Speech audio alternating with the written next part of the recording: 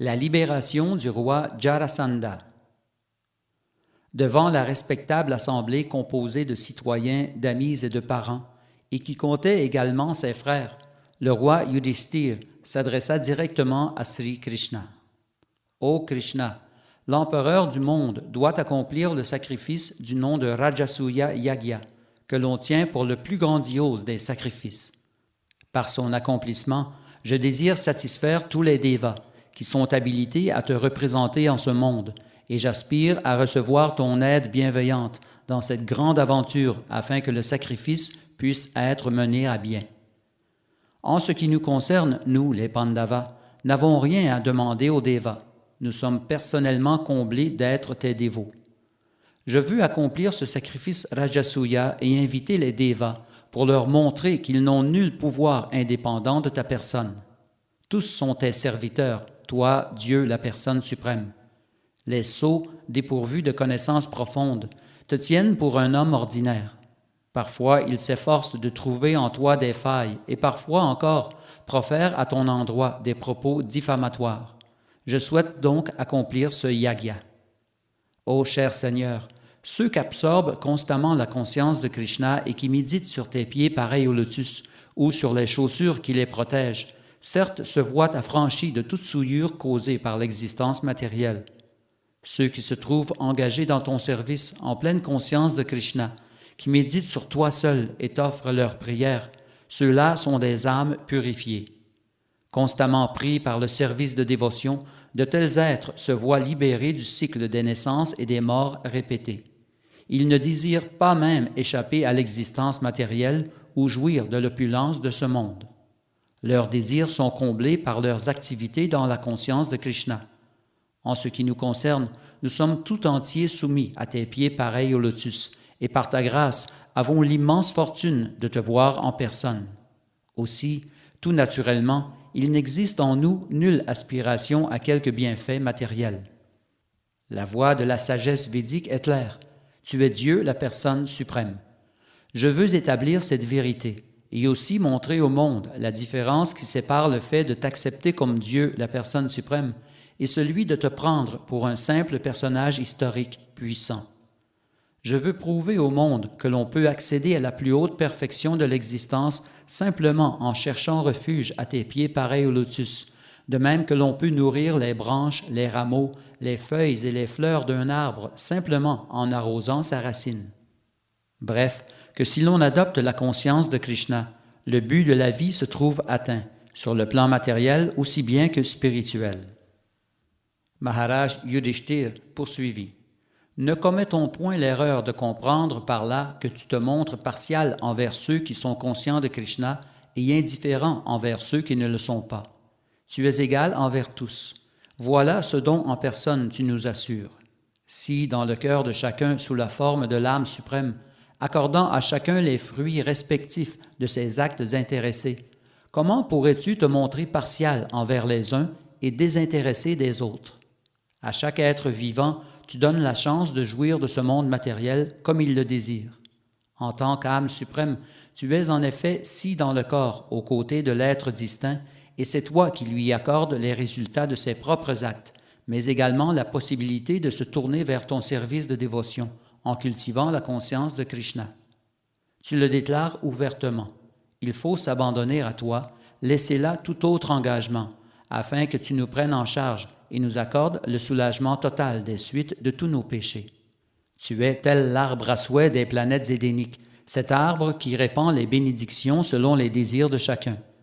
Chacun est libre d'atteindre la plus haute perfection, mais si tel n'est pas son désir, comment prétendre, lorsque tu n'accordes que des bénédictions de moindre importance, que tu te montres partial? À Maharaj Yudhishthir, Sri Krishna répondit, « Mon cher roi Yudhishthir, ô vainqueur de l'ennemi, ô justice idéale en personne, j'appuie entièrement ta décision d'accomplir le sacrifice Rajasuya. Ainsi, ton bon nom demeurera à jamais inscrit dans l'histoire de la civilisation humaine. Cher roi, puis-je t'informer qu'il va du désir de tous les grands sages, de tes ancêtres, des devas ainsi que de tes parents et amis, y compris moi-même, que tu accomplisses ce sacrifice. et je pense qu'il satisfera chaque être vivant. Mais, et c'est là une nécessité, je te demande de commencer par conquérir tous les grands rois du monde et de réunir tous les éléments nécessaires à l'accomplissement de cet important yagya. Mon cher roi, tes 4 frères représentent directement d'importants devas, Vayu, Indra et les Ashvini Kumar. Tes frères sont de grands héros, et toi, le roi le plus pieux et maître de ses sens. On t'appelle d'ailleurs Dharmaraj, le maître de la religion. Vous tous êtes si riches de qualités dévotionnelles que du coup, vous me concurrencez. Sri Krishna instruisit le roi Yudhishthira du fait qu'il devient conquis par l'amour de ceux qui ont conquis leur sens. Celui qui n'a point maîtrisé ses sens ne peut conquérir Dieu, la personne suprême. Tel est le secret du service de dévotion. Et maîtriser les sens, c'est les engager de façon permanente au service du Seigneur. La marque spécifique de tous les frères Pandava résidait précisément en ce qu'ils engageaient constamment leur sens au service du Seigneur. Celui qui agit ainsi gagne d'être purifié, et ce n'est qu'une fois les sens purifiés que l'on peut véritablement servir Krishna. Ce dernier peut donc être conquis par le dévot qui se donne à son sublime service d'amour. Sri Krishna poursuivit. Il n'y a personne dans les 3 mondes, y compris les puissants devas, qui puisse surpasser mes dévots dans l'une ou l'autre des 6 excellences, beauté, puissance, renom, savoir, richesse et renoncement. Si donc tu désires conquérir les rois du monde, jamais ils ne remporteront la victoire. Alors que Sri Krishna encourageait ainsi le roi Yudhishthira, le visage de ce dernier s'éclaira d'une joie toute spirituelle, telle une fleur en plein épanouissement. Il donna aussitôt l'ordre à ses frères cadets de parcourir le monde dans toutes ses directions et d'y conquérir tous les rois. Sri Krishna donna plein pouvoir aux Pandavas pour l'exécution de sa grande mission, châtier les infidèles mécréants et protéger ses fidèles dévots. C'est pourquoi, dans sa forme de Vishnu, le Seigneur porte dans ses 4 mains 4 symboles, une fleur de lotus et une conque, ainsi qu'une masse et un disque. La masse et le disque sont utilisés comme armes et destinés aux abhaktas, aux non-dévots. Mais parce que le Seigneur est l'être suprême et absolu, l'effet ultime des divers objets qu'il porte est identique. S'il châtie les mécréants à l'aide de son disque et de sa masse, ce n'est qu'afin qu'ils puissent retrouver leur sens et réaliser qu'ils ne sont pas le tout de ce qui est, qu'au-dessus d'eux règne le Seigneur suprême. Et en faisant résonner sa conque, de même qu'en offrant ses bénédictions avec sa fleur de lotus, le Seigneur assure le dévot que nul ne peut le vaincre, même au milieu des plus grands périls. Ainsi, le roi Yudhishthira, rassuré par les paroles du Seigneur, donna l'ordre à son plus jeune frère, Sahadev, escorté des guerriers du clan Srinjaya, de conquérir les pays du sud. De même, il donna l'ordre à Nakula, escorté des guerriers du Matsya Desha, de conquérir les rois des pays de l'ouest. Il envoya Arjuna, escorté des guerriers du Kekaya Desha, conquérir les rois du nord. Et Bhimasena, escorté des guerriers du Madradesha, fut requis de conquérir ceux de l'Est. Comprenons bien qu'en envoyant ses jeunes frères conquérir diverses parties du monde, le roi Yudhishthira, en réalité, n'avait pas l'intention de déclarer la guerre au roi. En fait, les frères Pandava désiraient simplement les informer de l'intention de Yudhishthira d'accomplir le sacrifice Rajasuya. Chacun devait payer une taxe pour contribuer à l'exécution du sacrifice, et lorsqu'un roi payait son tribut à l'empereur, il acceptait par ce geste sa souveraineté. Mais si un roi refusait de payer cette taxe, un combat devait certes s'engager. Ainsi, par leur influence comme par leur puissance, les frères Pandava conquirent tous les rois dans toutes les parties du monde et purent de la sorte recueillir taxes et offrandes en suffisance qu'ils présentèrent au roi Yudhishthira. Le roi Yudhishthira, cependant, s'inquiéta d'apprendre que le roi de Magadha, Jarasandha, n'avait pas accepté de se soumettre. Le roi Yudhishthira demanda au Seigneur Krishna, « Ô Krishna, qui est ce Jarasandha? Quelle est sa force? Comment peut-il vivre encore après avoir été vaincu par toi à 18 reprises? » Le Seigneur Krishna répondit, « Je vais te raconter son histoire. Jadis vivait Brihadratha, un des rois de Magadha. Il avait épousé les 2 filles du roi de Kashi. Toutefois, plusieurs années passèrent sans qu'il n'ait de fils. Un jour, il se rendit chez un sage afin de le servir. En retour, le sage lui offrit une bénédiction. Le roi Brihadrata lui demanda alors un fils qui pourrait lui succéder. Pendant qu'il s'entretenait ainsi, une mangue tomba du haut d'un arbre sur les genoux du sage. Ce dernier dit au roi, « Voici un signe que ton désir sera comblé. » Il récita alors des mantras, puis, remettant la mangue au roi, lui dit d'en donner la moitié à chacune de ses 2 reines. Le sage quitta ensuite le roi. Le roi Brihadrata coupa le fruit en 2 morceaux, qu'il remit à chacune de ses 2 reines qui, le temps venu, devinrent enceintes. Le roi jubilait en attendant avec impatience la naissance des 2 enfants. Or, chacune des reines donna naissance à un enfant incomplet. Dégoûtées, les reines jetèrent dans la forêt les 2 moitiés d'enfants. Or, dans cette forêt vivait une sorcière du nom de Jara. Elle trouva l'enfant fragmenté, et comme elle se plaisait à se nourrir de chair humaine, elle amena l'enfant chez elle. Afin d'en faciliter le transport, elle joignit les 2 moitiés de l'enfant. Cependant, l'enfant était trop lourd, la sorcière n'arrivait pas à le transporter. L'enfant se mit alors à crier sans qu'elle ne puisse l'arrêter. Comme par hasard, le roi Brihadrata marchait ce jour-là dans cette forêt. Il entendit les pleurs de l'enfant et aperçut bientôt la sorcière. Cette dernière lui adressa la parole. « Ô Brihadrata, voici ton fils qui fut jeté dans la forêt. Quand je l'ai trouvé, il était séparé en 2. Comme tu vois, j'ai réuni les 2 parties, et maintenant il est un enfant normal. Reprends-le, car il est destiné à te succéder sur le trône royal. » La sorcière donna alors l'enfant au roi pour ensuite quitter les lieux. On appela l'enfant Jarasandha, ce qui signifie « celui qui fut assemblé par la sorcière Jara ». Le Seigneur Krishna poursuivit. L'enfant devint aussi fort que 10 000 éléphants. Constatant le fait, le roi Brihadrata intronisa son fils et lui-même se retira dans la forêt. Jarasandha offrit au roi Kamsa la main de ses 2 filles, Asti et Prapti. Depuis que j'ai tué Kamsa, Jarasandha est devenu mon ennemi juré. Il a attaqué la ville de Mathura à 17 reprises et à chaque fois il connut la défaite. Lors de sa 18e attaque, cependant, j'étais occupé à kidnapper mon épouse, Rukmini.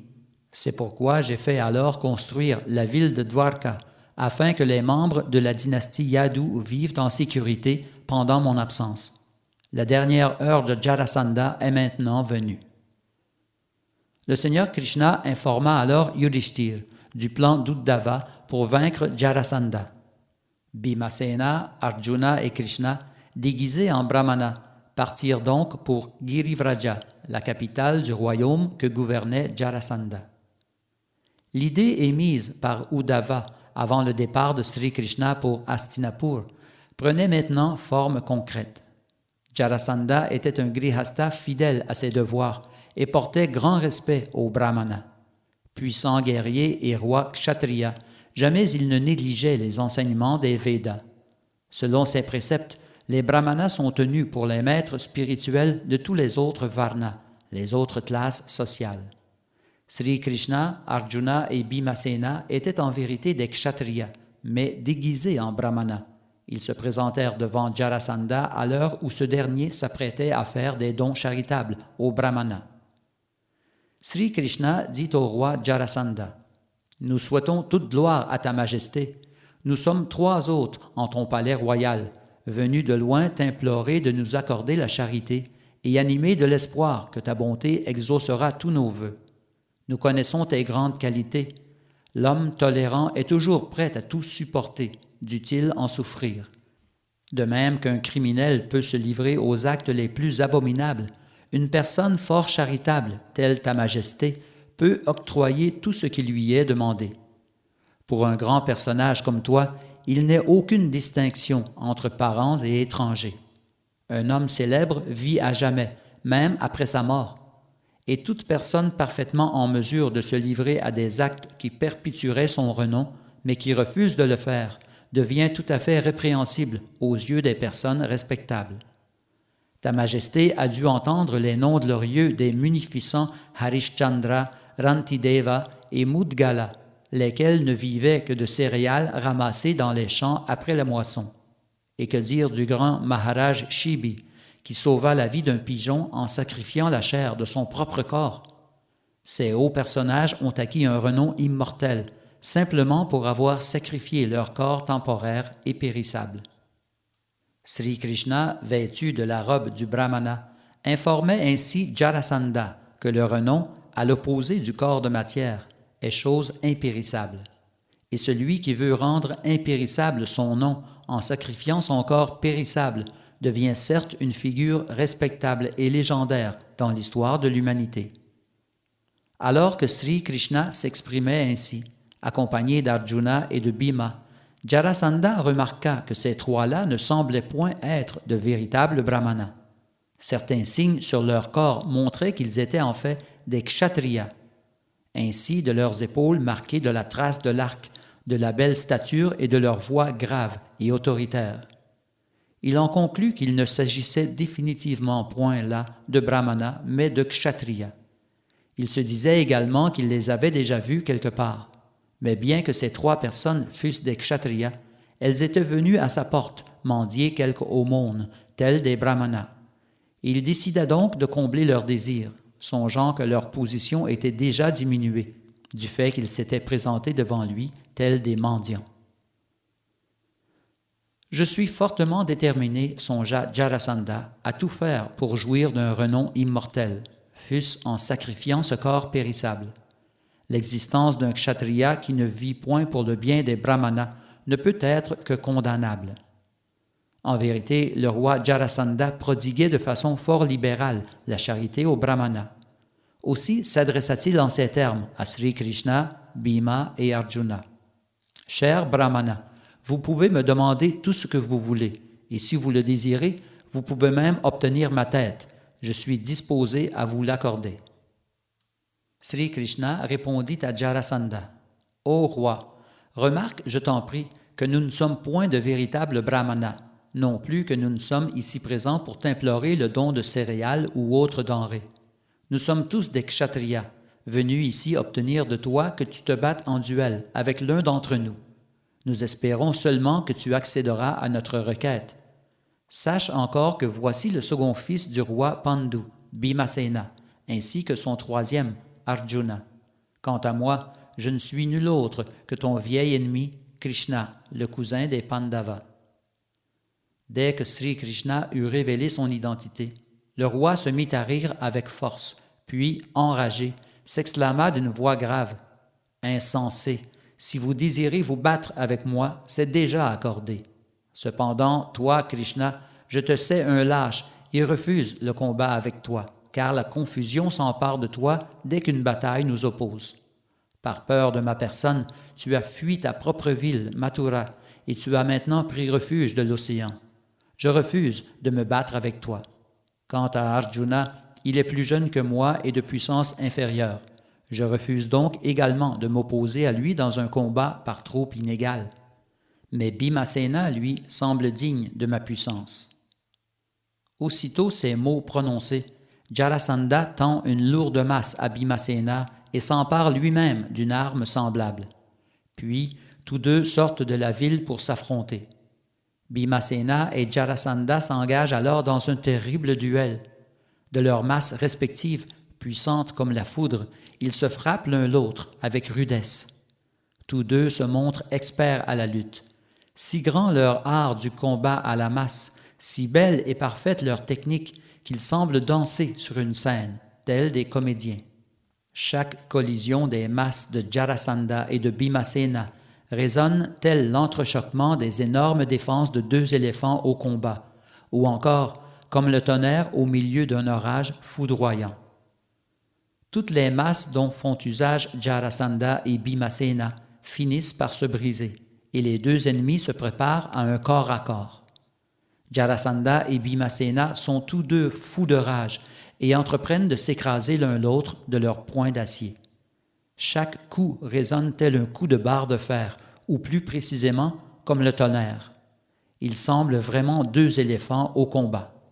Mais hélas, ni l'un ni l'autre ne peut venir à bout de son adversaire, car tous deux sont fort experts dans l'art du combat.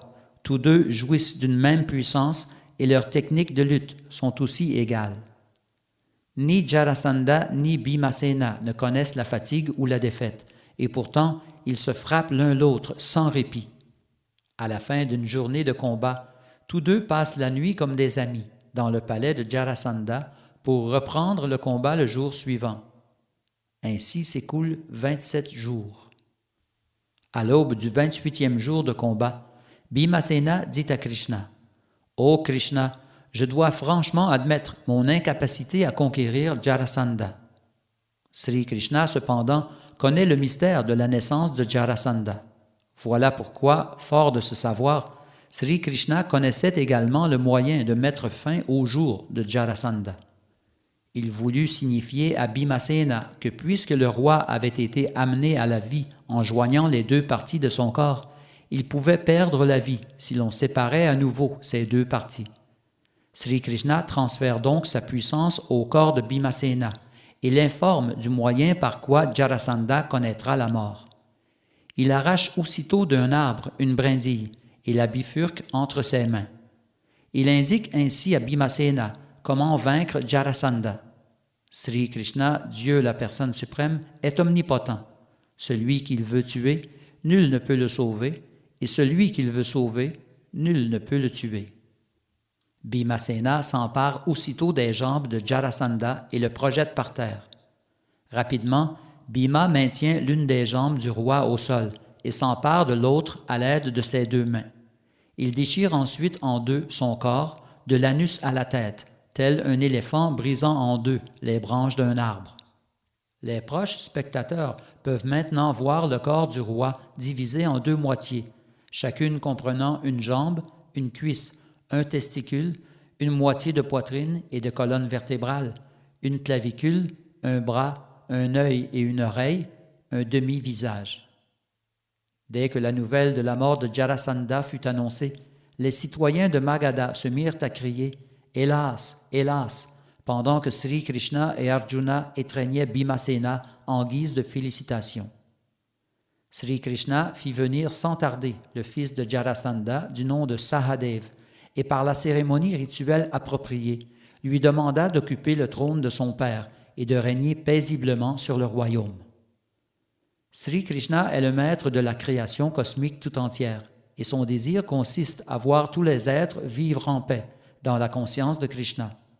Après avoir installé Sahadev sur le trône, il délivra tous les rois et princes que Jarasandha avait sans raison emprisonnés.